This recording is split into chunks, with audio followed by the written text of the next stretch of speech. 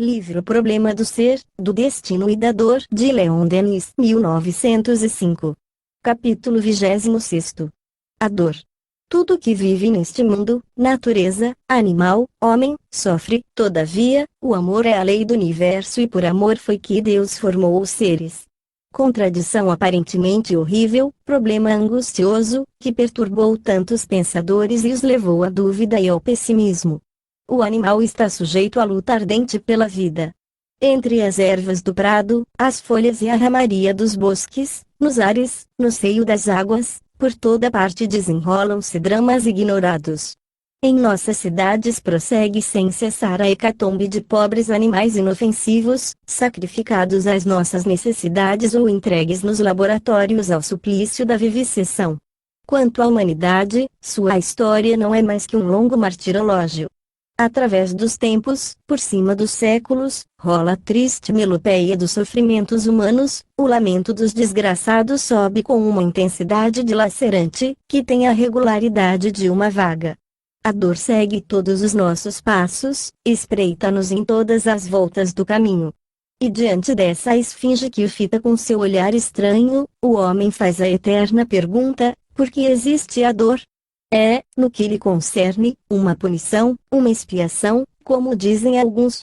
É a reparação do passado, o resgate das faltas cometidas. Fundamentalmente, a dor é uma lei de equilíbrio e educação. Sem dúvida, as falhas do passado recaem sobre nós com todo o seu peso e determinam as condições de nosso destino.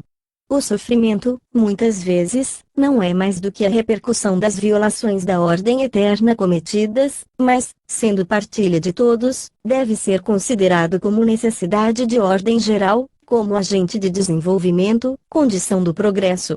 Todos os seres têm de, por sua vez, passar por ele. Sua ação é benfazeja para quem sabe compreendê-lo, mas, somente podem compreendê-lo aqueles que lhe sentiram os poderosos efeitos. Principalmente a esses, a todos aqueles que sofrem, têm sofrido ou são dignos de sofrer que dirijo estas páginas. A dor e o prazer são as duas formas extremas da sensação. Para suprimir uma ou outra seria preciso suprimir a sensibilidade. São, pois, inseparáveis, em princípio, e ambos necessários à educação do ser, que, em sua evolução, deve experimentar todas as formas ilimitadas, tanto do prazer como da dor. A dor física produz sensações, o sofrimento moral produz sentimentos. Mas, como já vimos, 211, no sensório íntimo, sensação e sentimento confundem-se e são uma só e mesma coisa. Início da nota do redator 211. Capítulo 21, a consciência, o sentido íntimo. Fim da nota do redator.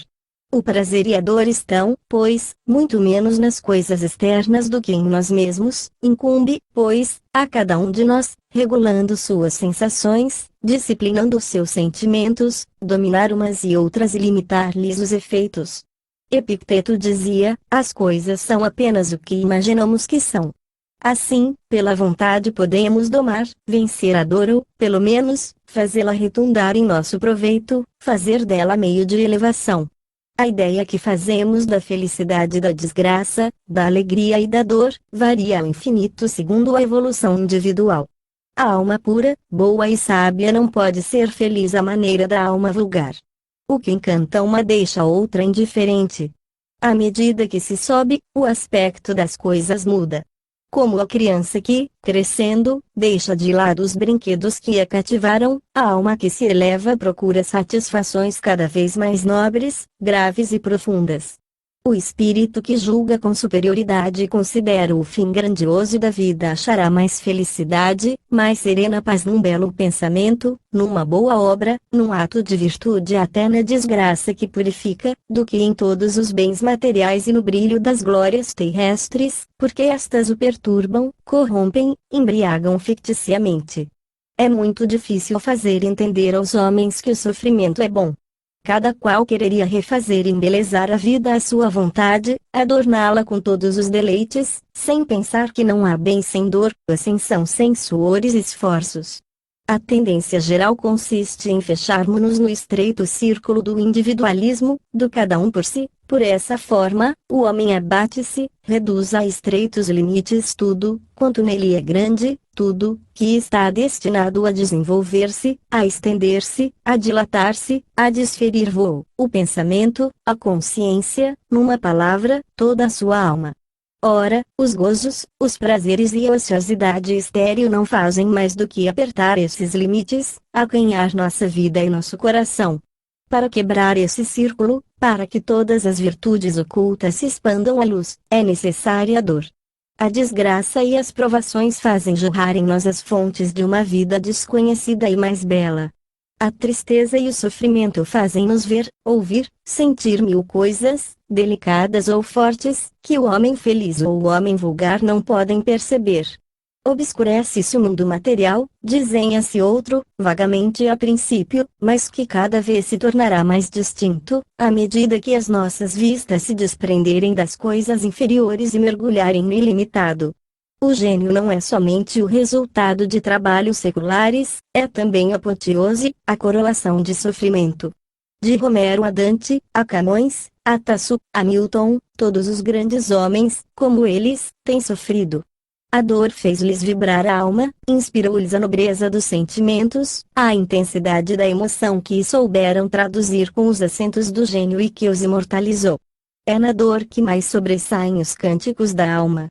Quando ela atinge as profundezas do ser, faz de lá saírem os gritos eloquentes, os poderosos apelos que comovem e arrastam as multidões. Dá-se o mesmo com todos os heróis, com todos os grandes caracteres, com os corações generosos, com os espíritos mais eminentes. Sua elevação mede-se pela soma dos sofrimentos que passaram. Ante a dor e a morte, a alma do herói e do mártir revela-se em sua beleza comovedora, em sua grandeza trágica, que toca às vezes o sublime e o nimba de uma luz inextinguível. Suprimi a dor e suprimireis, ao mesmo tempo, o que é mais digno de admiração neste mundo, isto é, a coragem de suportá-la. O mais nobre ensinamento que se pode apresentar aos homens não é a memória daqueles que sofreram e morreram pela verdade e pela justiça. Há coisa mais augusta, mais venerável que seus túmulos? Nada iguala o poder moral que daí provém. As almas que deram tais exemplos avultam aos nossos olhos com os séculos e parecem, de longe, mais imponentes ainda, são outras tantas fontes de força e beleza onde vão retemperar-se as gerações. Através do tempo e do espaço, sua irradiação, como a luz dos astros, estende-se sobre a terra. Sua morte gerou a vida, e sua lembrança, como aroma sutil, vai lançar em toda parte a semente dos entusiasmos futuros. É, como nos ensinaram essas almas, pela dedicação e pelo sofrimento dignamente suportados que se sobem os caminhos do céu. A história do mundo não é outra coisa mais que a sagração do espírito pela dor. Sem ela, não pode haver virtude completa, nem glória imperecível. É necessário sofrer para adquirir e conquistar. Os atos de sacrifício aumentam as radiações psíquicas. Há como que uma esteira luminosa que segue, no espaço, os espíritos dos heróis e dos mártires. Aqueles que não sofreram mal podem compreender essas coisas, porque neles só a superfície do ser está arroteada, valorizada. A falta de largueza em seus corações, de efusão em seus sentimentos, seu pensamento abrange horizontes acanhados. São necessários os infortúnios e as angústias para dar à alma seu aveludado, sua beleza moral, para despertar seus sentidos adormecidos. A vida dolorosa é um alambique onde se destilam os seres para mundos melhores. A forma, como o coração, tudo se embeleza por ter sofrido. Há, já nesta vida, um não sei que de grave enternecido nos rostos que as lágrimas sulcaram muitas vezes. Tomam uma expressão de beleza austera, uma espécie de majestade que impressiona e seduz. Michelangelo adotara como norma de proceder os preceitos seguintes: concentra-te e faze como o escultor faz a obra que quer formosear. Tira o supérfluo, aclara o obscuro, difunde a luz por tudo e não largues o cincel. Máxima sublime, que contém o princípio de todo o aperfeiçoamento íntimo. Nossa alma é nossa obra, com efeito, obra capital e fecunda, que sobrepuja em grandeza todas as manifestações parciais da arte, da ciência, do gênio. Todavia, as dificuldades da execução são correlativas ao esplendor do objetivo e, diante da penosa tarefa da reforma interior, do combate incessante travado com as paixões, com a matéria, quantas vezes o artista não desanima? Quantas vezes não abandona o cinzel? É então que Deus lhe envia um auxílio, a dor. Ela cava ousadamente nas profundezas da consciência onde o trabalhador hesitante e inábil não podia ou não sabia chegar, desobstrui-lhe os recessos, modela-lhe os contornos, elimina ou destrói o que era inútil ou ruim, do mármore frio, informe, sem beleza, da estátua feia e grosseira, que nossas mãos mal tinham esboçado, faz surgir com o tempo a estátua viva, a obra-prima incomparável. As formas harmoniosas e suaves da divina psique. A dor não fere somente os culpados. Em nosso mundo, o homem honrado sofre tanto quanto o mal, o que é explicável. Em primeiro lugar, a alma virtuosa é mais sensível por ser mais adiantado o seu grau de evolução, depois, estima muitas vezes e procura a dor, por lhe conhecer todo o valor. Há dessas almas que só vêm a este mundo para dar o exemplo da grandeza no sofrimento, são, por sua vez, missionários e sua missão não é menos bela e comovedora que a dos grandes reveladores. Encontram-se em todos os tempos e ocupam todos os planos da vida, estão em pé nos cimos resplandecentes da história e para encontrá-las é preciso ir procurá-las no meio da multidão onde se acham, escondidas e humildes. Admiramos o Cristo, Sócrates, Antígono, Joana d'Arc, mas quantas vítimas obscuras do dever ou do amor caem todos os dias e ficam sepultadas no silêncio e no esquecimento. Entretanto, não são perdidos seus exemplos, eles iluminam toda a vida dos poucos homens que os presenciaram. Para que uma vida seja completa e fecunda, não é necessário que nela superabundem os grandes atos de sacrifício, nem que arremate uma morte que a sagre aos olhos de todos. Tal existência, aparentemente apagada e triste, indistinta e despercebida, é, na realidade, um esforço contínuo, uma luta de todos os instantes contra a desgraça e o sofrimento. Não somos juízes de tudo o que se passa no recôndito das almas, muitas, por pudor, escondem chagas dolorosas, males cruéis, que as tornariam tão interessantes aos nossos olhos como os mártires mais célebres. Torna também essas almas grandes e heróicas o combate ininterrupto que pelejam contra o destino. Seus triunfos ficam ignorados, mas todos os tesouros de energia, de paixão generosa, de paciência ou amor, que elas acumulam nesse esforço de cada dia, constituir-lhes-ão um capital de força, de beleza moral que pode, no além, fazê-las iguais às mais nobres figuras da história. Na oficina augusta onde se forjam as almas não são suficientes o gênio e a glória para fazê-las verdadeiramente formosas. Para dar-lhes o último traço sublime tem sido sempre necessária a dor. Se certas existências se tornaram, de obscuras que eram, tão santas e sagradas como dedicações célebres, é que nelas foi contínuo o sofrimento. Não foi somente uma vez, em tal circunstância ou na hora da morte, que a dor as elevou acima de si mesmas e as apresentou à admiração dos séculos, foi por ter sido toda a sua vida uma imolação constante. E essa obra de longo aperfeiçoamento, esse lento desfilar das horas dolorosas, essa afinação misteriosa dos seres que se preparam, assim, para as derradeiras ascensões, força admiração dos próprios espíritos. É esse espetáculo comovedor que lhes inspira a vontade de renascerem entre nós, a fim de sofrerem e morrerem outra vez por tudo o que é grande, por tudo o que amam e para, com esse novo sacrifício, tornarem mais vivo o próprio brilho. Feitas essas considerações de ordem geral, retomemos a questão nos seus elementos primários. A dor física é, em geral, um aviso da natureza, que procura preservar-nos dos excessos. Sem ela, abusaríamos de nossos órgãos a ponto de os destruirmos antes do tempo. Quando um mal perigoso se vai insinuando em nós, que aconteceria se não lhe sentíssemos logo os efeitos desagradáveis? Iria cada vez lavrando mais, invadir-nos e aí secaria em nós as fontes da vida. Ainda quando, persistindo em desconhecer os avisos repetidos da natureza, deixamos a doença desenvolver-se em nós, pode ela ser um benefício, se, causada por nossos abusos e vícios, nos ensinar a detestá-los e a corrigir-nos deles. É necessário sofrer para nos conhecermos e conhecermos bem a vida. Epicteto, que gostamos de citar, dizia também: é falso dizer-se que a saúde é um bem e a doença um mal.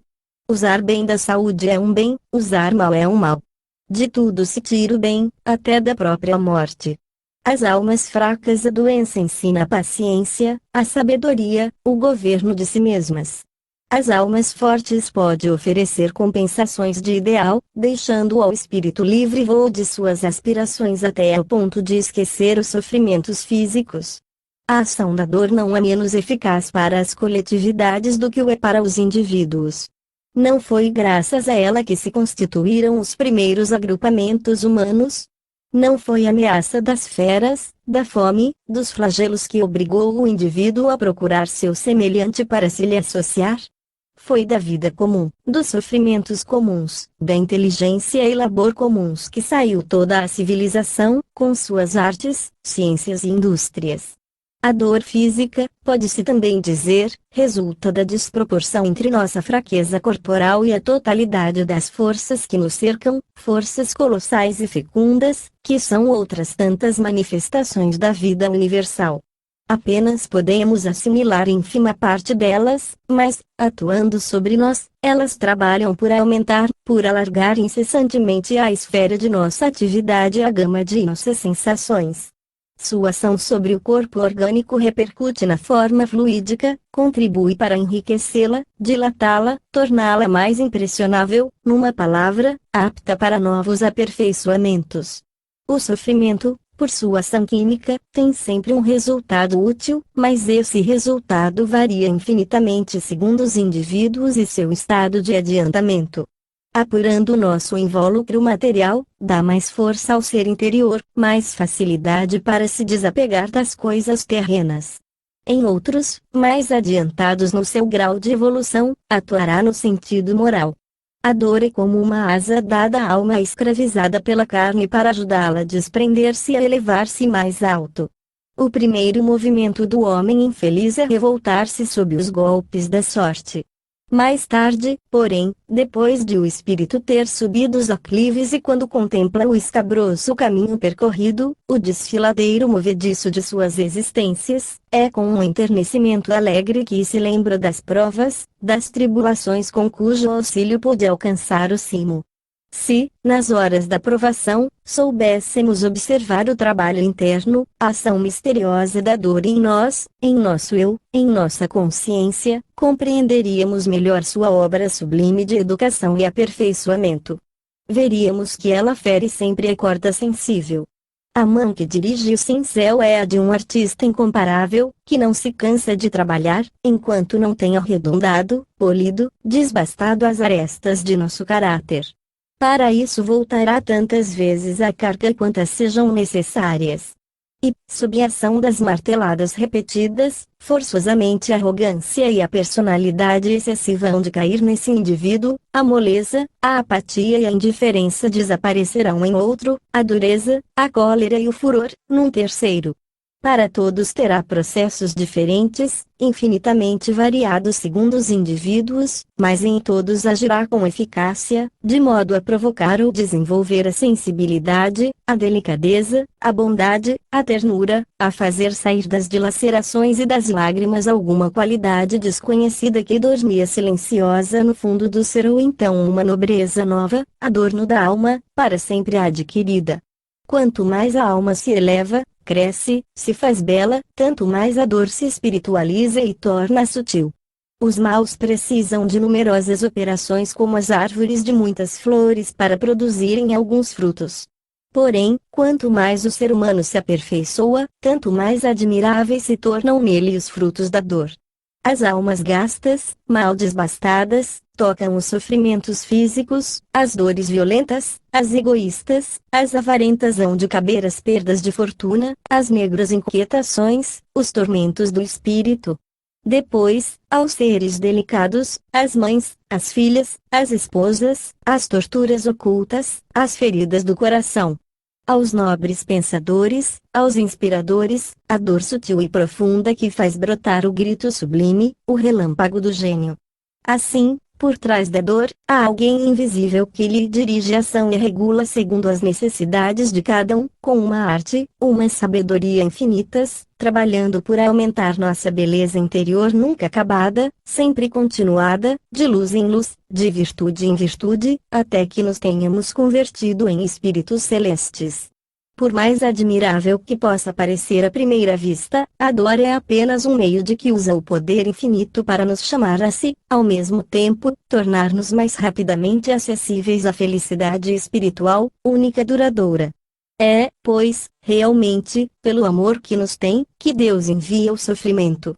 Fere-nos, corrige-nos como a mãe corrige o filho para educá-lo e melhorá-lo, trabalha incessantemente para tornar dóceis, purificar e embelezar nossas almas, porque elas não podem ser verdadeiras, completamente felizes, senão na medida correspondente às suas perfeições. Para isso pôs Deus, nesta terra de aprendizagem, ao lado das alegrias raras e fugitivas, dores frequentes e prolongadas, para nos fazer sentir que o nosso mundo é um lugar de passagem e não o ponto de chegada. Gozos e sofrimentos, prazeres e dores, tudo isso Deus distribuiu na existência como um grande artista que, na tela, combina a sombra e a luz para produzir uma obra-prima. O sofrimento nos animais é já um trabalho de evolução para o princípio de vida que existe neles, adquirem, por esse modo, os primeiros rudimentos de consciência, e o mesmo sucede com o ser humano nas suas reencarnações sucessivas. Se, desde as primeiras estadas na Terra, a alma vivesse livre de males, ficaria inerte, passiva, ignorante das coisas profundas e das forças morais que nela jazem. O alvo a que nos dirigimos está à nossa frente, nosso destino é caminhar para ele sem nos demorarmos no caminho. Ora, as felicidades deste mundo imobilizaram-nos, há atrasos, há esquecimentos, mas quando a demora é excessiva, vem a dor e impele-nos para a frente. Desde que para nós se abre uma fonte de prazeres, por exemplo, na mocidade o amor, o matrimônio, e nos inebriamos no canto das horas abençoadas, é bem raro que pouco depois não sobrevenha uma circunstância imprevista e o aguilhão faz-se sentir. À medida que avançamos na vida, as alegrias diminuem e as dores aumentam, o corpo e o fardo da vida tornam-se mais pesados. Quase sempre a existência começa na felicidade e finda na tristeza. O declínio traz, para a maior parte dos homens, o período moroso da velhice com suas lassidões, enfermidades e abandonos. As luzes apagam-se, as simpatias e as consolações retiram-se, os sonhos e as esperanças desvanecem-se, abrem-se, cada vez mais numerosas, as covas em volta de nós. É então que vêm as longas horas de imobilidade, inação, sofrimento, obrigam-nos a refletir, a passar muitas vezes em revista os atos e as lembranças de nossa vida. É uma prova necessária para que a alma, antes de deixar seu invólucro, adquira madureza, o critério e a clarividência das coisas que serão o remate de sua carreira terrestre. Por isso, quando amaldiçoamos as horas aparentemente estéreis e desoladas da velhice enferma, solitária, desconhecemos um dos maiores benefícios que a natureza nos proporciona, esquecemos que a velhice dolorosa é o cadinho onde se completam as purificações. Nesse momento da existência, os raios e as forças que, durante os anos da juventude e da virilidade, dispersávamos para todos os lados em nossa atividade e exuberância, concentram-se, convergem para as profundezas do ser, ativando a consciência e proporcionando ao homem mais sabedoria e juízo. Pouco a pouco vai se fazendo harmonia entre os nossos pensamentos e as radiações externas, a melodia íntima fina com a melodia divina. Então, na velhice resignada, mais grandeza e mais serena a beleza que no brilho da mocidade e no vigor da idade madura. Sob a ação do tempo, o que há de profundo, de mutável em nós, desprende-se e a fronte dos velhos aureola-se de claridades do além. A todos aqueles que perguntam, para que serve a dor, respondo, para polir a pedra, esculpir o mármore, fundir o vidro, martelar o ferro. serve para edificar e ornar o templo magnífico, cheio de raios, de vibrações, de hinos, de perfumes, onde se combinam todas as artes para exprimirem o divino, prepararem a apoteose do pensamento consciente, celebrarem a libertação do espírito. E vede qual o resultado obtido. Com o que eram em nós elementos esparsos, materiais informes e, às vezes até, no vicioso e decaído, ruínas e destroços, a dor levantou, construiu no coração do homem um altar esplêndido à beleza moral, à verdade eterna. A estátua, nas suas formas ideais e perfeitas, está escondida no bloco grosseiro. Quando o homem não tem a energia, o saber e a vontade de continuar a obra, então, dissemos, vem a dor. Ela pega no martelo, no cincel e, pouco a pouco, a golpes violentos, ou, então, sob o vagaroso e persistente trabalho do buril, a estátua viva desenha-se em seus contornos flexíveis e maravilhosos. Sob o quartzo despedaçado cintila a esmeralda.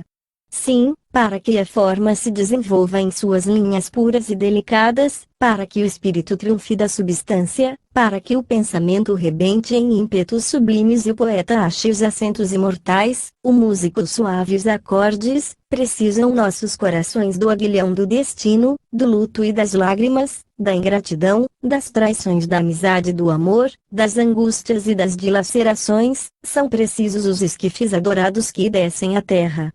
A juventude que foge, a gelada velhice que sobe, as decepções, as tristezas amargas que se sucedem. O homem precisa do sofrimento como o fruto da videira precisa do lagar para se lhe extrair o licor precioso. Consideremos ainda o problema da dor sob o ponto de vista das sanções penais. Censuraram Allan Kardec por ter em suas obras repisado a ideia de castigo e expiação, que suscitou numerosas críticas. Disse que ela dá uma falsa noção da ação divina, implica um luxo de punições incompatível com a suprema bondade. Essa apreciação resulta de um exame muito superficial das obras do grande iniciador.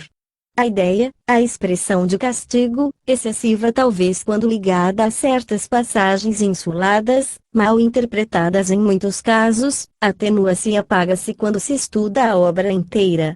É principalmente na consciência, bem o sabemos, que está a sanção do bem e do mal. Ela registra minuciosamente todos os nossos atos e, mais cedo ou mais tarde, erige-se em juiz severo para o culpado que, em consequência de sua evolução, acaba sempre por lhe ouvir a voz e sofrer as sentenças. Para o espírito, as lembranças do passado unem-se no espaço ao presente e formam um todo inseparável, vive ele fora da duração, além dos limites do tempo, e sofre tão vivamente pelas faltas há muito cometidas como pelas mais recentes, por isso pede muitas vezes uma reencarnação rápida e dolorosa, que resgatará o passado, conquanto dê tréguas às recordações importunas. Com a diferença de plano, o sofrimento mudará de aspecto. Na Terra será simultaneamente físico e moral e constituirá um modo de reparação, mergulhará o culpado em suas chamas para purificá-lo, tornará a forjar a alma, deformada pelo mal, na bigorna das provas.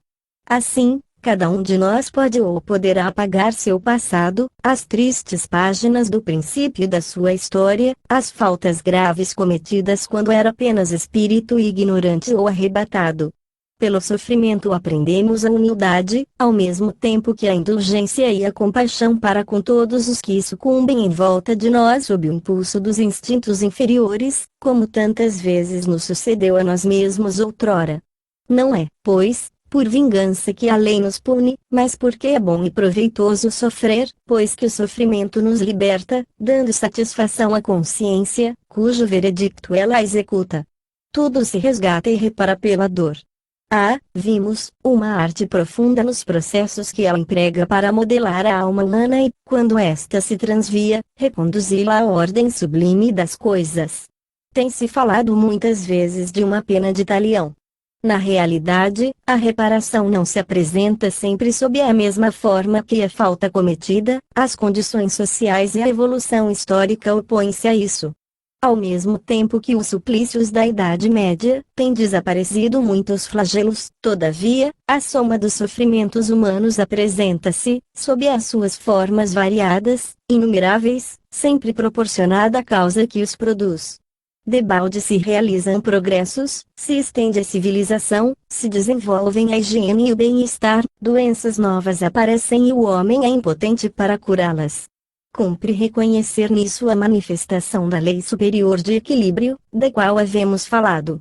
A dor será necessária enquanto o homem não tiver posto o seu pensamento e os seus atos de acordo com as leis eternas, deixará de se fazer sentir logo que se fizer harmonia.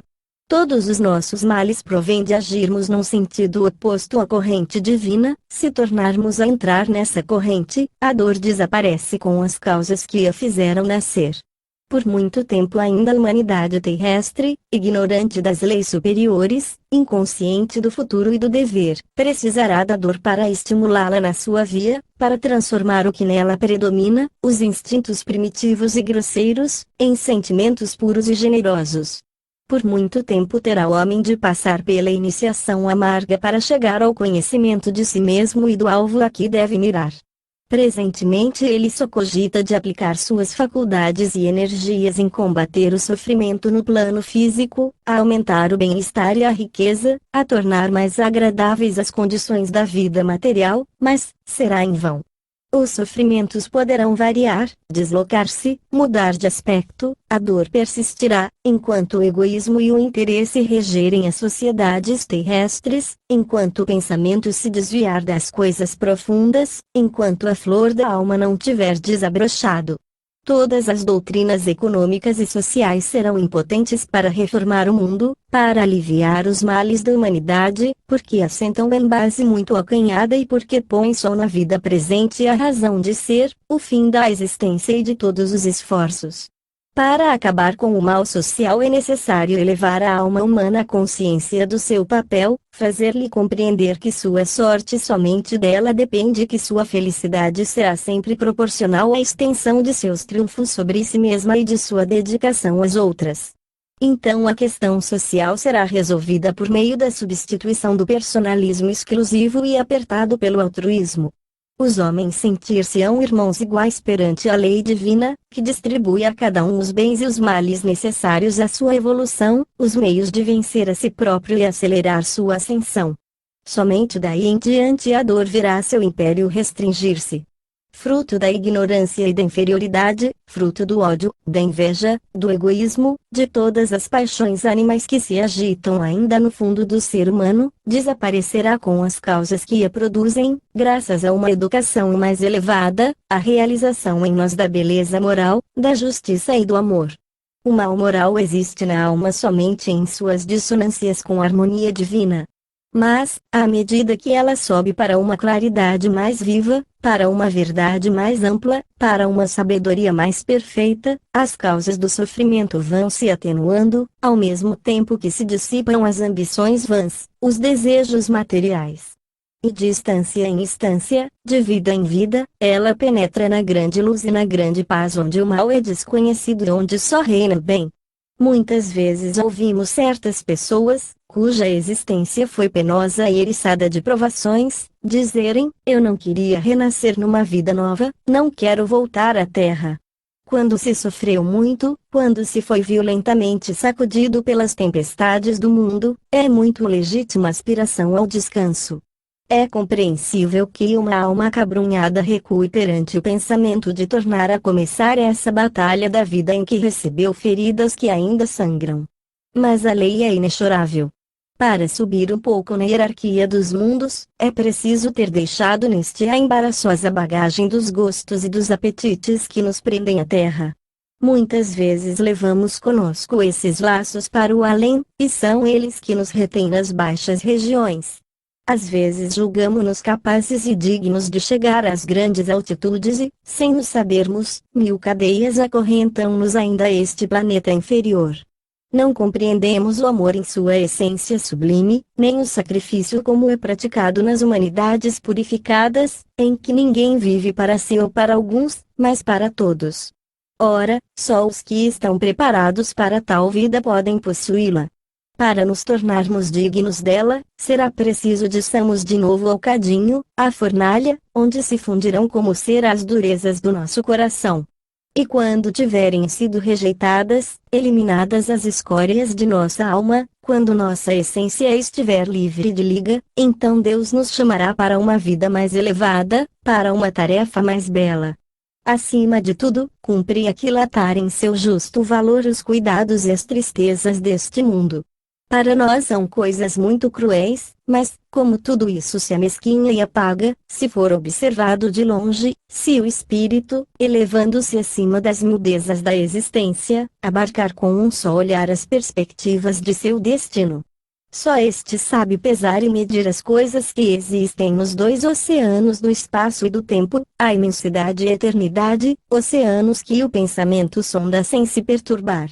Ó vós todos que vos queixais amargamente das decepções, das pequeninas misérias, das tribulações de que está semeada toda a existência e que vos sentis invadidos pelo cansaço e pelo desânimo, se quereis novamente achar a resolução e a coragem perdidas, se quereis aprender a afrontar alegremente a adversidade, a suportar resignados a sorte que vos toca, lançai um olhar atento em torno de vós.